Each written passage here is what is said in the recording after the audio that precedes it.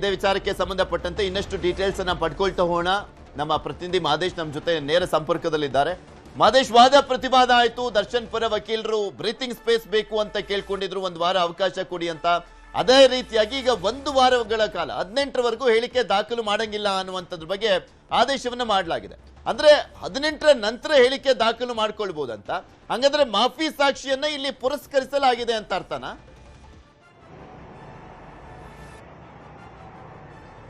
ಪೃಥ್ವಿ, ಸದ್ಯಕ್ಕೆ ಮಾಫಿ ಸಾಕ್ಷಿಯನ್ನ ಪುರಸ್ಕರಿಸಬೇಕಾ ಬೇಡವಾ ಅನ್ನೋದು ಇನ್ನೂ ಕೂಡ ಫೈನಲ್ ಆದೇಶ ಆಗಿಲ್ಲ. ಯಾಕಂದ್ರೆ ಸದ್ಯಕ್ಕೆ ಅರ್ಜಿ ಹಾಕಲಾಗಿದೆ, ಅದಕ್ಕೆ ಪ್ರಾಸಿಕ್ಯೂಷನ್ ನ ಒಪಿನಿಯನ್ ಕೇಳುವಂತ ಕೆಲಸವನ್ನ ಕೋರ್ಟ್ ಮಾಡಿತ್ತು. ಪ್ರಾಸಿಕ್ಯೂಷನ್ ಕೂಡ ತನ್ನ ಒಪಿನಿಯನ್ ನೀಡಿದೆ. ಆದ್ರೆ ಆ ಒಂದು ಅರ್ಜಿ ಸಾಕ್ಷಿ ಏನಿದೆ, ಅಂದ್ರೆ ಮಾಫಿ ಸಾಕ್ಷಿ ಅರ್ಜಿಯನ್ನ ಇಲ್ಲಿ ತೆಗೆದುಕೊಳ್ಬಾರ್ದು ಅಂತೇಳಿ ಈ ಒಂದು ಪ್ರಕರಣದಲ್ಲಿ ಪ್ರದೋಷನ ಮಾಫಿ ಸಾಕ್ಷಿಯನ್ನಾಗಿ ಮಾಡಬಾರ್ದು ಅಂತ ದರ್ಶನ್ ಪರ ವಕೀಲರು ಪಟ್ಟು ಹಿಡಿದುವಂತ ಕೆಲಸವನ್ನ ಮಾಡಿದ್ದಾರೆ.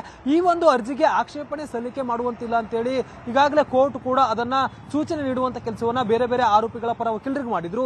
ಆದ್ರೆ ಇವತ್ತು ನಡೆದಂತ ಒಂದು ವಿಚಾರಣೆಯ ಸಂದರ್ಭದಲ್ಲಿ ದರ್ಶನ್ ಪರ ವಕೀಲರು ಒಂದಷ್ಟು ಪ್ರಮುಖ ಅಂಶಗಳನ್ನ ಕೋರ್ಟ್ ನ ಮುಂದಿಟ್ಟು, ನಾವು ಈ ಒಂದು ಪ್ರಕರಣದಲ್ಲಿ ಹೈಕೋರ್ಟ್ಗೆ ಹೋಗೋದಕ್ಕೆ ಅವಕಾಶ ಇದೆ, ಕಾನೂನಿನಲ್ಲಿ ನಾವು ಹೈಕೋರ್ಟ್ಗೆ ಪ್ರಶ್ನೆ ಮಾಡುವಂತ ಕೆಲಸ ಇದೆ. ಅಂದ್ರೆ ಈ ಒಂದು ಅರ್ಜಿಗೆ ಸಂಬಂಧಪಟ್ಟಂತೆ ನಾವು ಹೈಕೋರ್ಟ್ಗೆ ಮೇಲ್ಮನವಿಗೆ ಹೋಗ್ತೀವಿ, ಅಲ್ಲಿ ಏನಾದ್ರೂ ನೀವು ಕೊಟ್ಟಿರುವಂತ ಆದೇಶಕ್ಕೆ ಹೈಕೋರ್ಟ್ ಏನಾದ್ರೂ ಆದೇಶವನ್ನ ಎತ್ತಿ ಹಿಡಿದ್ರೆ ಆಗ ನೀವು ಹೇಳಿಕೆಯನ್ನ ಪಡಿಬಹುದು. ಅಲ್ಲಿವರೆಗೂ ನಮಗೆ ಕಾಲಾವಕಾಶ ನೀಡಿ, ಯಾಕಂದ್ರೆ ಈಗಾಗಲೇ ಅರ್ಜಿ ಸಲ್ಲಿಕೆ ಆಗಿದೆ, ನಾವು ಬೇಡ ಅಂತೇಳಿ ಪಟ್ಟು ಹಿಡಿದಿದ್ವಿ. ನಮ್ಮ ಪ್ರಶ್ನೆ ಏನಿದೆ ಅಂದ್ರೆ ನಮ್ಮ ವಾದ ಏನಿದೆ ಅದನ್ನ ನಾವು ಮಾಡೋದಕ್ಕೆ ಅವಕಾಶ ಕೊಡಿ, ನಮಗೆ ಬ್ರೀತಿಂಗ್ ಸ್ಪೇಸ್ ಕೊಡಿ. ಯಾಕಂದ್ರೆ ಈಗಾಗಲೇ ಡಿಫೆನ್ಸ್ ಈ ಒಂದು ವಿಚಾರದಲ್ಲಿ ಸಾಕಷ್ಟು ಅಂದ್ರೆ ಎಫೆಕ್ಟ್ ಆಗುತ್ತೆ. ಯಾಕಂದ್ರೆ ಈ ಒಂದು ಪ್ರಕರಣದಲ್ಲಿ ಡಿಫೆನ್ಸ್ಗೆ ಸಾಕಷ್ಟು ಎಫೆಕ್ಟ್ ಆಗುತ್ತೆ. ಬೇರೆ ಬೇರೆ ಆರೋಪಿಗಳಿಗೆ ಒಂದಷ್ಟು ಚಿಂತೆ ಆಗಿದೆ. ಅದರಲ್ಲೂ ಕೂಡ ಪ್ರಮುಖವಾಗಿ ದರ್ಶನ್ ಮತ್ತೆ ಪವಿತ್ರ ಗೌಡಗೆ ಪ್ರದೋಷ್ ಇಲ್ಲಿ ಮಾಫಿ ಸಾಕ್ಷಿ ಆದ್ರೆ ಸಾಕಷ್ಟು ವಿಚಾರಗಳು ಹೊರಗಡೆ ಬರುವಂತ ಸಾಧ್ಯತೆ ಇದೆ. ಹೀಗಾಗಿ ತಮ್ಮನ್ನ ಪ್ರೊಟೆಕ್ಟ್ ಮಾಡುವಂತ ವಿಚಾರದಲ್ಲಿ ಡಿಫೆನ್ಸ್ ಇಲ್ಲಿ ಕೋರ್ಟ್ ನಲ್ಲಿ ಹೋರಾಟ ಮಾಡ್ತಿದೆ. ಹೀಗಾಗಿ ದರ್ಶನ್ ಪರ ವಕೀಲರಾದಂತಹ ಅಸ್ಮತ್ ಪಾಷಾ ಅವರು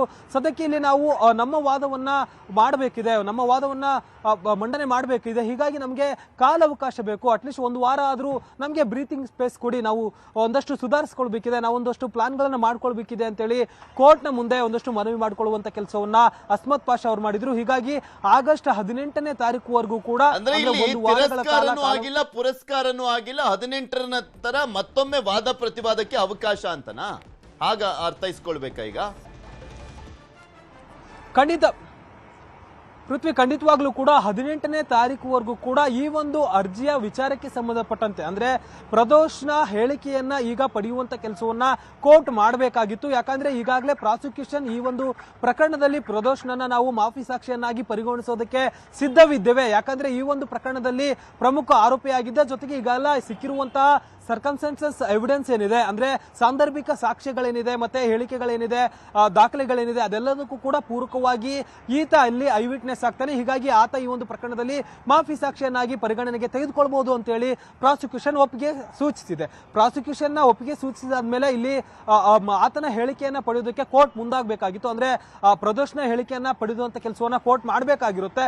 ಇವತ್ತು ಪ್ರದೋಷ್ನ ಹೇಳಿಕೆಯನ್ನ ಪಡೆಯೋದಕ್ಕೆ ಸಂಬಂಧಪಟ್ಟಂತೆ ದಿನಾಂಕವನ್ನು ಕೂಡ ನಿರ್ಧಾರ ಮಾಡೋದಕ್ಕೆ ಕೋರ್ಟ್ ಮುಂದಾಗಿತ್ತು. ಈ ಒಂದು ಸಂದರ್ಭದಲ್ಲಿ ನಾವು ಈ ಒಂದು ವಿಚಾರವನ್ನ ಪ್ರಶ್ನೆ ಮಾಡ್ತೇವೆ, ನಮಗೆ ಆ ಒಂದು ಹಕ್ಕು ಇದೆ. ಅಂದ್ರೆ ಹೈಕೋರ್ಟ್ಗೆ ನಾವು ಮೇಲ್ಮನವಿ ಹೋಗ್ಬೋದು, ಅಲ್ಲಿವರೆಗೂ ಕೂಡ ನಾವು ಈ ಒಂದು ಅರ್ಜಿಯನ್ನು ಹಾಕೋದಕ್ಕೆ ಅಥವಾ ನಮಗೆ ಕಾಲಾವಕಾಶ ಬೇಕಿದೆ. ಅದಾದ್ಮೇಲೆ ಹೈಕೋರ್ಟ್ಗೆ ಹೋದಂತ ಸಂದರ್ಭದಲ್ಲಿ ಹೈಕೋರ್ಟ್ ಏನಾದ್ರೂ ನಿಮ್ಮ ಆದೇಶವನ್ನ ಎತ್ತಿ ಹಿಡಿದ್ರೆ ಅಂದ್ರೆ ಸೆಷನ್ಸ್ ಕೋರ್ಟ್ ನ ಆದೇಶವನ್ನ ಎತ್ತಿರಿದ್ರೆ ಅದಾದ್ಮೇಲೆ ನೀವು ಪ್ರದೋಷನ ಹೇಳಿಕೆಯನ್ನ ದಾಖಲಿಸಿಕೊಳ್ಳಿ ಅಂತೇಳಿ ಕಾಲಾವಕಾಶ ಕೇಳುವಂತ ಕೆಲಸವನ್ನ ದರ್ಶನ್ ಪರ ವಕೀಲರು ಮಾಡಿದ್ರು. ಇದರ ಜೊತೆಗೆ ಈ ಒಂದು ಸಂದರ್ಭದಲ್ಲಿ ಎಎಸ್ಪಿಪಿ ಕೂಡ ಸಚಿನ್ ಅಂದ್ರೆ ಪ್ರಾಸಿಕ್ಯೂಷನ್ ಪರವಾಗಿ ಎಎಸ್ಪಿಪಿ ಸಚಿನ್ ಅವರು ಕೂಡ ಒಂದಷ್ಟು ವಾದ ಮಂಡನೆ ಮಾಡುವಂತ ಕೆಲಸವನ್ನು ಮಾಡಿದ್ರು. ಯಾಕಂದ್ರೆ ಈಗಾಗಲೇ ಪ್ರದೋಷ್ ಸ್ವತಃ ತಾನು ಮಾಫಿ ಸಾಕ್ಷಿಯಾಗಿ ಬರೋದಕ್ಕೆ ಮುಂದಾಗಿದ್ದಾರೆ, ಆತ ಹೇಳಿಕೆ ಕೊಡೋದಕ್ಕೂ ಕೂಡ ರೆಡಿ ಆಗಿದ್ದಾರೆ, ಅವರ ಪರ ವಕೀಲರು ಕೂಡ ಅದಕ್ಕೆ ಒಪ್ಪಿಗೆ ಸೂಚಿಸಿದ್ದಾರೆ. ಹೀಗಾಗಿ ಕಾನೂನಾತ್ಮಕವಾಗಿ ಏನ್ ಪ್ರಕ್ರಿಯೆಯನ್ನು ನಡೆಸಬೇಕು ಆ ಒಂದು ಪ್ರಕ್ರಿಯೆಗೆ ತಡ ಮಾಡಬೇಡಿ, ಕೋರ್ಟ್ ಈಗಾಗಲೇ ನೀವು ಹೇಳಿಕೆಯನ್ನ ದಾಖಲಿಸಿಕೊಳ್ಳೋದಕ್ಕೆ ಮುಂದಾಗ್ತಿದ್ರೆ ಅದನ್ನ ಆ ಒಂದು ಪ್ರಕ್ರಿಯೆಯನ್ನ ಮುಂದುವರಿಸಿ ಅಂತ ಹೇಳಿ ಸಚಿನ್ ಅವರು ವಾದ ಮಂಡನೆ ಮಾಡುವಂತ ಕೆಲಸವನ್ನು ಮಾಡ್ತಿದ್ರು. ಆದ್ರೆ ಮತ್ತೆ ವಾದಕ್ಕೆ ಮುಂದಾಗಿದ್ದಂತಹ ದರ್ಶನ್ ಪರ ವಕೀಲರು ಇಲ್ಲ, ನಮ್ಗೆ ಅವಕಾಶ ಇದೆ, ಇಲ್ಲಿ ನಮ್ಗೆ ಅವಕಾಶ ಕೊಡಿ, ಅವಕಾಶ ಇದ್ರು ಯಾಕೆ, ಮುಂದಿನ ಹಂತದಲ್ಲಿ ಈ ಒಂದು ಕಾನೂನಿನ ಪ್ರಕ್ರಿಯೆಗಳು ನಡೆಸಲಿ, ಇಲ್ಲಿವರೆಗೂ ಕೂಡ ಅಂದ್ರೆ ಆತನನ್ನ ಪ್ರದೋಷ್ನನ್ನ ಮಾಫಿ ಸಾಕ್ಷಿಯನ್ನಾಗಿ ಪರಿಗಣಿಸುವವರೆಗೂ ಕೂಡ ಆರೋಪಿಯೇ ಆಗಿರ್ತಾನೆ ಪ್ರದೋಷ್, ಅಲ್ಲಿವರೆಗೂ ಕೂಡ ನಾವು ಏನು ವಾದ ಮಾಡಬೇಕು, ನಮ್ಮ ಕಡೆ ವಾದ ಏನಿದೆ ಅದನ್ನ ಕೇಳೋದಕ್ಕೆ ಅವಕಾಶ ಕೊಡಿ, ನಾವು ಹೈಕೋರ್ಟ್ಗೆ ಮೇಲ್ಮನವಿ ಸಲ್ಲಿಸೋದಕ್ಕೆ ಅವಕಾಶ ಇದೆ. ಮೇಲ್ಮನವಿ ಸಲ್ಲಿಸೋದಕ್ಕೆ ನಮ್ಗೆ ಅವಕಾಶ ಕೊಡಿ. ಅಲ್ಲಿ ಏನಾದರೂ ನಿಮ್ಮ ಆದೇಶವನ್ನೇ ಹೈಕೋರ್ಟ್ ಎತ್ತಿಡಿದ್ರೆ ಅದಾದ್ಮೇಲೆ ನೀವು ಪ್ರದೋಷ್ನ ಹೇಳಿಕೆಯನ್ನ ಪರಿಗಣಿಸಬಹುದು, ಅಥವಾ ಆತನ ಹೇಳಿಕೆಯನ್ನ ತೆಗೆದುಕೊಳ್ಳಿ, ಅದಾದ್ಮೇಲೆ ಮಾಫಿ ಸಾಕ್ಷಿಯನ್ನಾಗಿ ಮಾಡಬೇಕಾ ಬೇಡವಾ ಅನ್ನೋದಕ್ಕೆ ಸಂಬಂಧಪಟ್ಟಂತೆ ನಿರ್ಧಾರ ಮಾಡಬಹುದು. ನಮಗೆ ಸದ್ಯಕ್ಕೆ ಇರುವ ಒಂದು ಅವಕಾಶ ಏನಿದೆ, ಹೈಕೋರ್ಟ್ಗೆ ಹೋಗೋದಕ್ಕೆ ನಮಗೆ ಅವಕಾಶ ಇದೆ. ಹೈಕೋರ್ಟ್ಗೆ ಹೋಗೋದಕ್ಕೆ ನಮಗೆ ಕಾಲಾವಕಾಶ ಬೇಕು ಅಂತೇಳಿ ದರ್ಶನ್ ಪರ ವಕೀಲರು ಕೋರ್ಟ್ನ ಮುಂದೆ ಮನವಿ ಮಾಡುವಂತ ಕೆಲಸವನ್ನು ಮಾಡಿದ್ರು. ಆ ಒಂದು ಮನವಿಯನ್ನ ಕೋರ್ಟ್ ಈಗ ಸದ್ಯ ಸೆಷನ್ಸ್ ಕೋರ್ಟ್ ಮನವಿಯನ್ನ ಪುರಸ್ಕರಿಸಿದೆ. ಅಂದ್ರೆ ದರ್ಶನ್ ರಿಲೀಫ್ ಅಂದ್ರೆ ತಪ್ಪಾಗಿಲ್ಲ. ಅದರ ಜೊತೆಗೆ ನೆಕ್ಸ್ಟ್ ಹಿಯರಿಂಗ್ ಅಲ್ಲಿ ಸಪರೇಟ್ ಆಗಿ ಕೂರಿಸಿ ವಿಸಿನಲ್ಲಿ ಅಂತ ಹೇಳಲಾಗಿದೆಯಲ್ಲ, ಅಂದ್ರೆ ಮಾಫಿ ಸಾಕ್ಷಿ ಇವತ್ತಿನವರೆಗೂ ವಿಚಾರಣೆ ಆಗೋವರೆಗೂ ಕೂಡ ಪ್ರದೋಷ್ ದರ್ಶನ್ ಇದ್ದಂತ ಸೆಲ್ನಲ್ಲೇ ಬ್ಯಾರಕ್ನಲ್ಲೇ ಇದ್ದಿದ್ದ.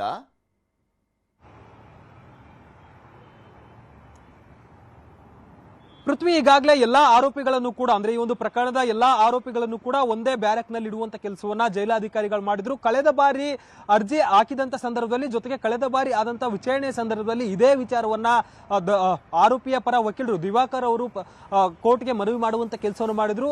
ಅಂದ್ರೆ ಬೇರೆ ಬ್ಯಾರಕ್ಗೆ ಶಿಫ್ಟ್ ಮಾಡಿದಂತೆ ಕಾಣಿಸ್ತಿಲ್ಲ. ಆ ಒಂದು ವಿಚಾರವನ್ನ ಈಗ ಸ್ಪಷ್ಟವಾಗಿ ಯಾವುದೇ ರೀತಿಯಿಂದ ಕ್ಲಾರಿಫಿಕೇಶನ್ ಅನ್ನು ಕೂಡ ಕೊಡಲಾಗಿಲ್ಲ. ಆದ್ರೆ ಜೈಲಿನಲ್ಲಿ ಸೂಕ್ತ ಭದ್ರತೆಯನ್ನು ವಹಿಸಬೇಕು.